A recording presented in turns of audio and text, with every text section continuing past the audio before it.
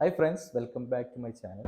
iOS 18.5 റിലീസായിട്ടുണ്ട്. അപ്പോൾ അതിൽ എന്തൊക്കെ ചേഞ്ചസ് ആണ് വന്നിട്ടുള്ളതെന്നാണ് ഈ ഒരു വീഡിയോയിൽ നിങ്ങളോട് ഡിസ്കസ് ചെയ്യുന്നത്.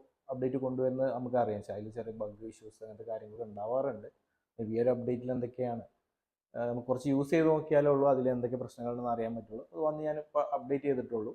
അപ്പോൾ ഞാനതിൽ പുതുതായി കുറച്ച് കാര്യങ്ങൾ എന്തൊക്കെയാണ് അതിൽ വന്നിട്ടുള്ളത് നിങ്ങളുമായിട്ട് ഒന്ന് ഷെയർ ചെയ്യാനുള്ളൂ. ഡീറ്റെയിൽ ആയിട്ടുള്ള ഒരു വീഡിയോ അല്ല ചെയ്യുന്നത്. വീഡിയോ എല്ലാവരും കാണാൻ ശ്രമിക്കുക. സാധാരണ അപ്ഡേറ്റ് വരുന്നത് എന്തെങ്കിലും സോഫ്റ്റ്വെയർ ആയിട്ടുള്ള ബഗ് അങ്ങനത്തെ കാര്യങ്ങൾ ക്ലിയർ ചെയ്യാനാവാം.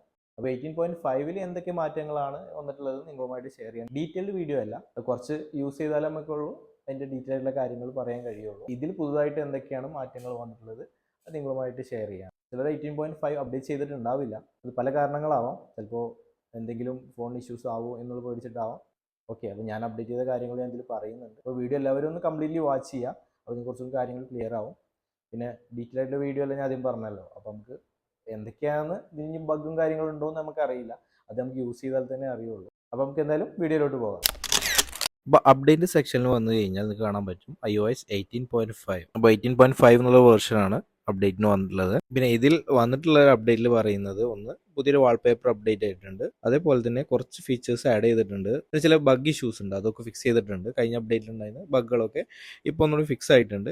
പിന്നെ സെക്യൂരിറ്റി ആയിട്ടുള്ള കുറച്ച് അപ്ഡേറ്റും കാര്യങ്ങളുമാണ് അവിടെ തന്നിട്ടുള്ളത്. 22F76 എന്ന് പറഞ്ഞിട്ടുള്ള ഒരു വേർഷനാണ് ഇപ്പോൾ അപ്ഡേറ്റ് ആയിട്ടുള്ളത്. പിന്നെ അടുത്തൊരു അപ്ഡേറ്റ് എന്ന് പറയുന്നത് മോഡം ഫേംവെയർ അപ്ഡേറ്റ് ആണ്. അതായത് എന്തെങ്കിലും നെറ്റ്വർക്ക് സംബന്ധമായിട്ട് എന്തെങ്കിലും ഇഷ്യൂസ് ഉണ്ടെന്നുണ്ടെങ്കിൽ അതിന് വേണ്ടിയുള്ള ഒരു അപ്ഡേറ്റ് ആണ് മോഡം ഫേംവെയർ അപ്ഡേറ്റ്. പിന്നെ RCS എന്നുള്ളൊരു ഫീച്ചർ ആപ്പിൾ കൊണ്ടുവന്നിട്ടുണ്ട്. അപ്പോൾ iOS 18 മുതലുള്ള ഒരു ഫീച്ചറാണ് ഈ ഒരു RCS എന്ന് പറയുന്നത്.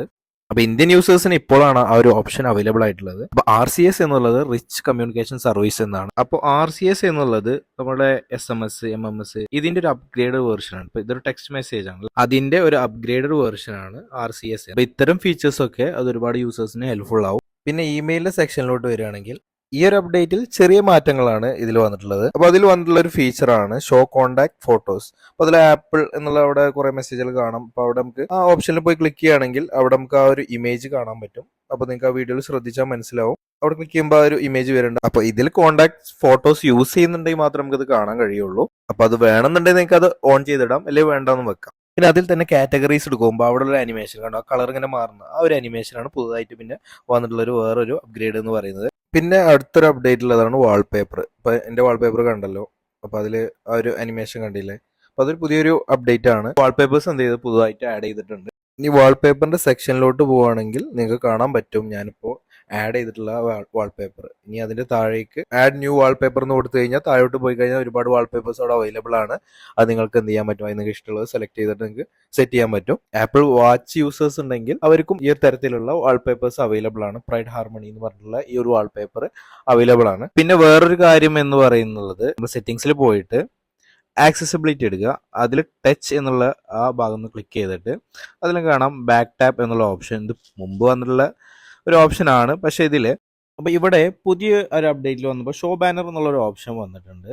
മുമ്പത്തേതിൽ ഇത് ഉണ്ടാവില്ല. അപ്പോൾ എന്താണ് ഈ ഷോ ബാനർ കൊണ്ട് ഉദ്ദേശിക്കുന്നത് വെച്ച് കഴിഞ്ഞാൽ നമ്മൾ ബാക്കിൽ ടാപ്പ് ചെയ്യുമ്പോൾ അപ്പോൾ സ്ക്രീൻഷോട്ട് കാണിക്കും. അപ്പോൾ അവിടെ ഒരു മോട്ടിവേഷൻ പോലെ ഒരു ബാനർ കാണിക്കും. അതാണ് ഈ ഒരു ഓപ്ഷൻ എന്ന് പറയുന്നത്.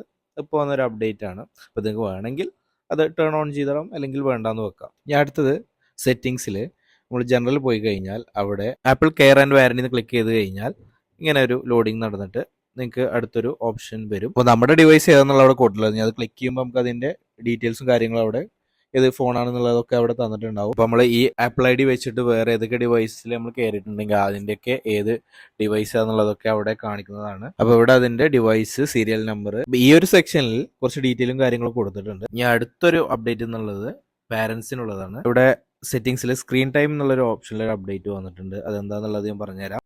അപ്പോൾ ഈ ഒരു സ്ക്രീൻ ടൈമിലൂടെ നമുക്ക് കുട്ടികൾക്ക് ഇപ്പോൾ ഐഫോണോ ഐപാഡോ ഉണ്ടെങ്കിൽ ഒരു ഗെയിം കളിക്കുകയാണെങ്കിൽ ഒരു പർട്ടിക്കുലർ ടൈം നമ്മൾ സെറ്റ് ചെയ്യുകയാണെങ്കിൽ നമുക്ക് ആ ഒരു ടൈം ആകുമ്പോൾ പിന്നെ അത് ഓട്ടോമാറ്റിക്കലി എന്താവും, അത് ലോക്കാവും. ആ ഒരു സിസ്റ്റമാണ് പിന്നെ ആപ്പിൾ പുതുതായിട്ട് കൊണ്ടുവന്നിട്ടുള്ളത്. അപ്പോൾ ഈ കുട്ടികൾക്ക് അതിന്റെ പാസ്വേഡ് അറിയാമെന്നുണ്ടെങ്കിൽ സ്ക്രീൻ ടൈം എന്നുള്ള ഈ ഓപ്ഷനിൽ കയറി അവർക്ക് അത് ചേഞ്ച് ചെയ്യാൻ സാധിക്കുന്നതാണ്. ടൈമിൽ മാറ്റം വരുത്തി കഴിഞ്ഞാൽ ആ നോട്ടിഫിക്കേഷൻ നമുക്ക് ഞങ്ങളുടെ പാരൻസിന്റെ ഫോണിലേക്ക് വരാനുള്ള ഒരു സംവിധാനം ഒരു അപ്ഡേറ്റിൽ വന്നിട്ടുണ്ട്. അപ്പോൾ ഗൈസ്, അപ്പം ഞാൻ കണ്ടെത്തിയ കുറച്ച് കാര്യങ്ങളാണ് നിങ്ങളുമായിട്ട് ഷെയർ ചെയ്തത്.